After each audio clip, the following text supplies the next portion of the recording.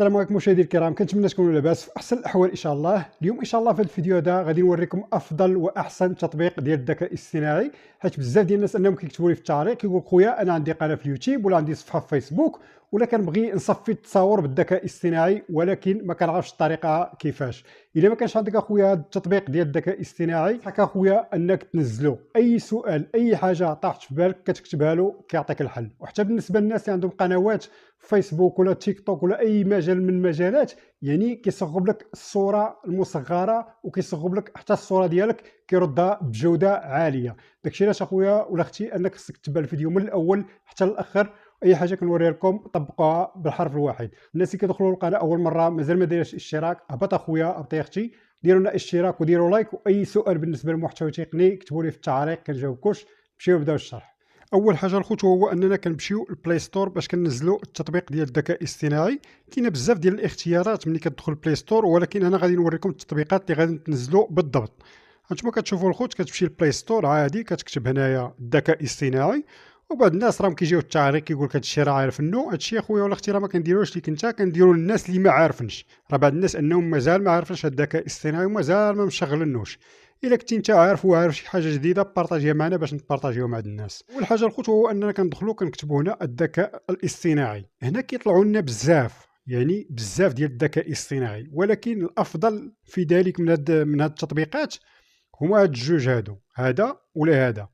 هادو كيقدوا انهم يتوقفوا في اي لحظه، ويقدر ان تلقى فيهم بعض المشاكل، يقدر انه يخدم يقدر انه ما يخدمش، وفيه بزاف ديال التعقيدات. ولكن هاد التطبيقات هادو مزيانين 100%، وانا حاليا خدام بهم وكنخدم بهم.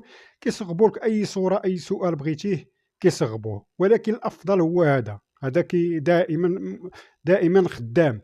هذا تقدر ان بعض المرات كتصغب به بعض الصور، ولكن كيوصل لواحد الحد ديال 10 الصور كيصغب لك ولا 15 كيتوقف، خصك انك تغير الجيميل. اما هذا دائما انه خدام. شوفوا الخوت انا منزلو عندي هنايا في الهاتف. اول حاجه شنو كدير هنا، كتدخل كدير فتح التطبيق عادي، كيطلب لك الجيميل. انا غادي نوريكم راه ساهل ماشي شي حاجه اللي هي صعيبه. هنا الا بغيتي انك تبدا بالسؤالات وكتسولو راه قادر انه يجاوبك، ولكن الا بغيتي انك تبدا تصمم الصور مصغره ولا اي صوره ضروري خصك انك تدخل بالجيميل. ولكن من الاحسن انك تدخل بالجيميل. شنو كدير اول مره، كتدخل لهنايا كتمشي لهاد العلامه هذه هي، كتدخل لهنايا عادي هانتوما كتشوفوا كتضغط هنا كيطلع لك الحساب ديال الجيميل. هنايا هانتوما كتشوفوا كتختار الحساب. بالنسبه للصور، بالنسبه للناس اللي كيبغيو انهم يديروا الصور المصغره بالنسبه لليوتيوب ولا فيسبوك، ولا كيبغي انه يصفي الصوره ديالو، انا غادي نوريكم الطريقه.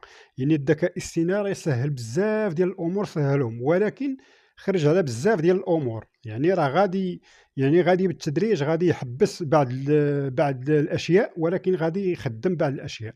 هانتوما كتشوفوا الخوت هنا غادي نمشيو غادي نختاروا مثلا شي صوره من الصور ديالي، وغادي نحطوها له هنا ونقولوا له يصمم لنا شي صوره. هانتوما كتشوفوا الخوت يعني غادي نهبط لهنا، غادي نشوف شي صوره من هاد الصور. يعني اي صوره من هاد الصور هادو غادي نشوفوا مثلا لنفرض هاد الصوره هذه هي، كنضغطوا عليها تم. هانتوما كتشوفوا كتجي لهنا كتكتب له داكشي اللي بغيتي الصوره تصمم. مثلا غادي نديروا حنا الصوره المصغره على الذكاء الاصطناعي. شنو نكتبوا له هنا؟ غنكتبوا له تصميم هكا. هانتوما كتشوفوا تصميم هذه الصورة باحترافية تتحدث هكا عن الذكاء الاصطناعي. هنا راه واخا ديروا بعض الاخطاء راه هو كيصح، هو راه كيصحح الذكاء الاصطناعي هكا. هانتوما كتشوفوا راه واخا دير الكلمات خطا هو راسو كيصغبهم. كتجي لهنا كتضغط هنايا، ولكن هنا ما كتبنا له يتحدث، كتبنا له يتحدث عن الذكاء الاصطناعي. هانتوما كتشوفوا كتضغط هنايا. هانتوما كتشوفوا هو يعني كيصمم الصوره، وكتجيك هنا بان الصوره كتصمم، والصوره راه كتكون بطريقه احترافيه وبدون حقوق طبع ونشر. هذه هي احسن حاجه كتحطها في القناه ديالك بدون حقوق طبع ونشر مهني. ماشي انك كتهز بعض الصور من جوجل ولا من اليوتيوب ولا من تيك توك ولا اي مجال وكديرها الصوره المصغره وكتحطها في القناه ديالك. من بعد ما كتدفع القناه ديالك المراجعه غالبا الخطره كترفض القناه ديالك ولا الصفحه ديالك بسبب هذه الصوره المصغره. نتوما كتشوفوا الخوت، ها الصوره المصغره هي مصممه 100%. يعني هذه كتضغط عليها هنا وكدير لها تنزيل من هنا، هانتوما كتشوفوا الحفظ، وكديرها في الصوره المصغره ديالك. ولكن يعني الخوت حتى هاد الالوان هادو الا بغيتي انك ما عجباتكش الصوره، حتى الا ما عجباتكش الصوره كتجي لهنا وكتكتب له تغيير الصوره، يعني والصوره كتغير يعني مباشره. راسها هما كيعطيوك اختيار اخر، انت كتختار الصوره اللي مزيانه وكتضغط عليها هكا وكدير لها الحفظ، من بعد كديرها في القناه ديالك. المهم هادشي اللي كاين الخوت، هذا التطبيق هذا راه احسن تطبيق. يعني الا ما كانش عندك في الهاتف ديالك راك ضايع بزاف اخويا ولا اختي.